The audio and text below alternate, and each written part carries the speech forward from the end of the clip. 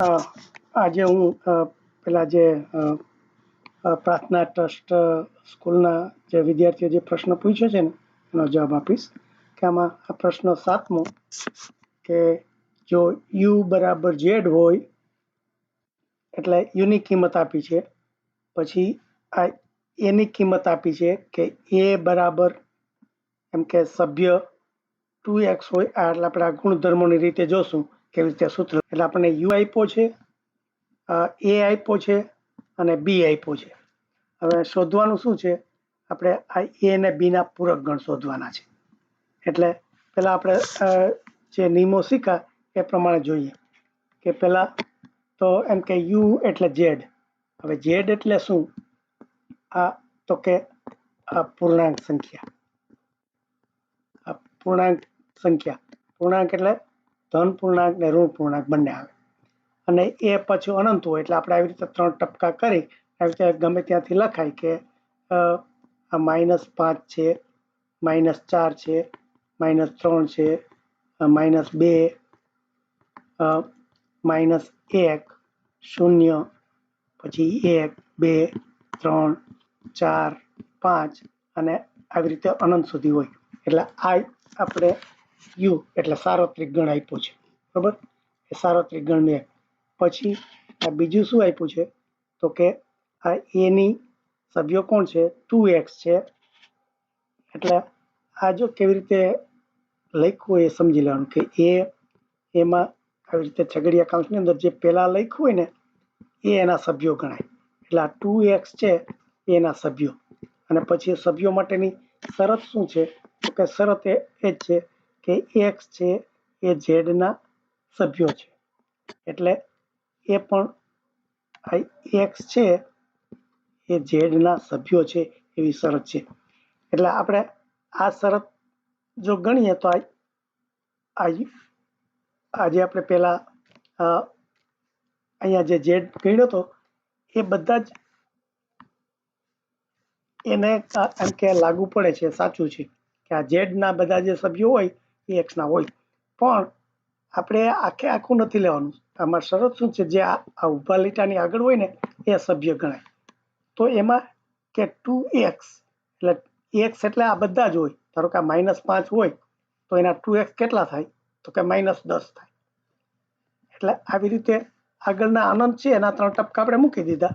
પછી એનું 2x કરવો હોય તો આ -5 છે એના આપણે -10 મુકાય, આ -4 છે એના -8 મુકાય, -3 છે એના -6 મુકાય, -2 છે એના -4 મુકાય, -1 છે એના -2 મુકાય.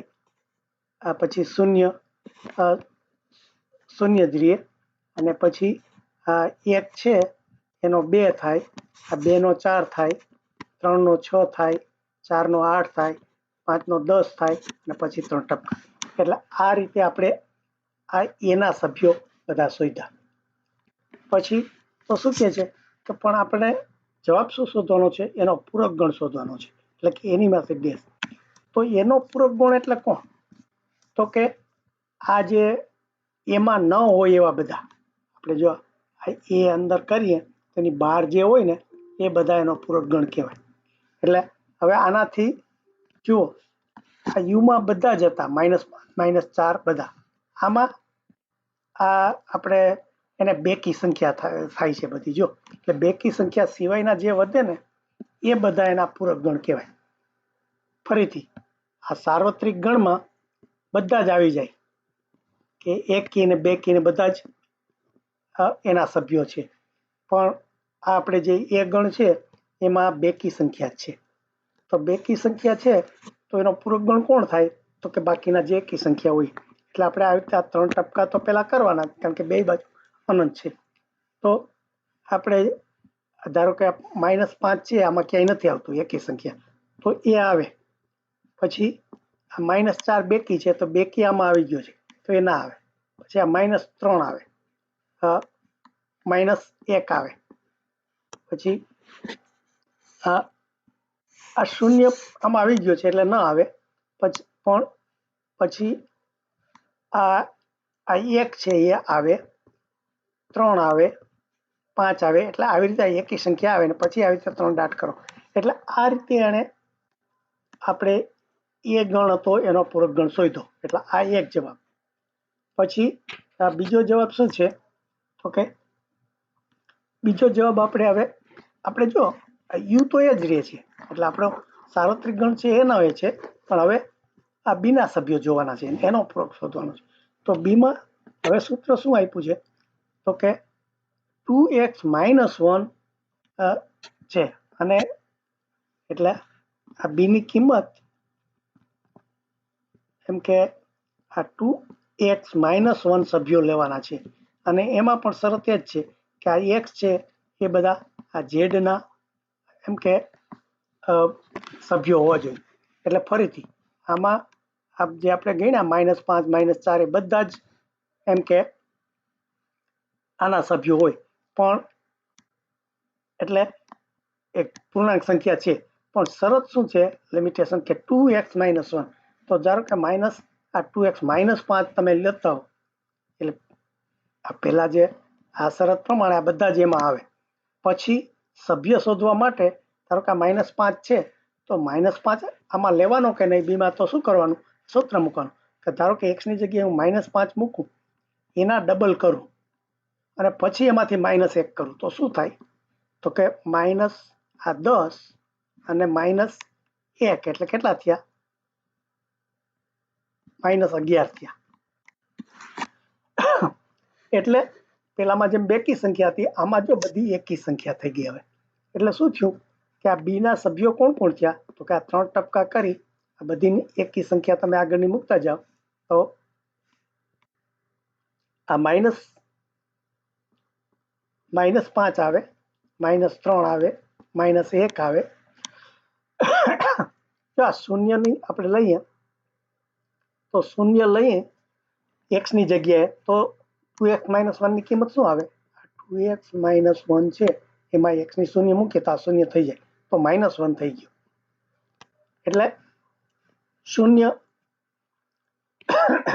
આમાં નહીં આવે પણ આ પછી આપણે 1 છે આ 1 ને 2 થી ગુણીએ તો 2x - 1 એટલે જો આ એક આપણે જરા શૂન્યની આસપાસના હિસાબે કે આ 2x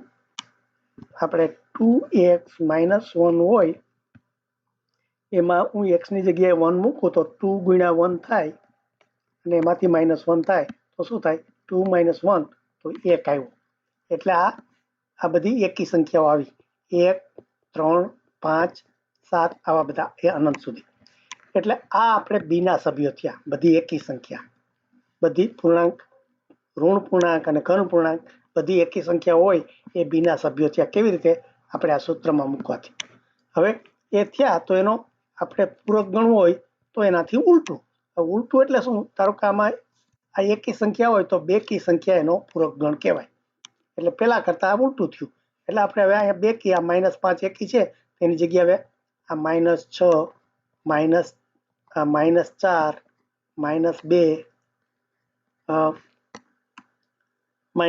પછી બેકી સંખ્યા એટલે શૂન્ય આમાં આવે જો પેલામાં નહોતો આવ્યો એટલે જે આમાં ન આવતો હોય બીમાં ન આવતો હોય એમાં નહોતો આવ્યો એટલે અહીંયા શૂન્ય આવે પછી શૂન્ય આવે ને પછી આ બગડો અહીંયા નથી એટલે 2 આવે 4 આવે 6 આવે અને પછી આવી 3 એટલે આમ તમારે સૂત્ર કેવી રીતે મૂકવું કઈ શરત છે આજે આ ઉભો લીટો છે એની જમણી બાજુ હોય એ શરત હોય અને ડાબી બાજુ હોય એ સૂત્ર હોય એ સૂત્રને આધારે એના સભ્યો ગણવાના એટલે આવી રીતે એના સભ્યો શોધ્યા પછી એના પૂરક ગણ કેવી રીતે શોધવા એ આવી રીતે ગણવા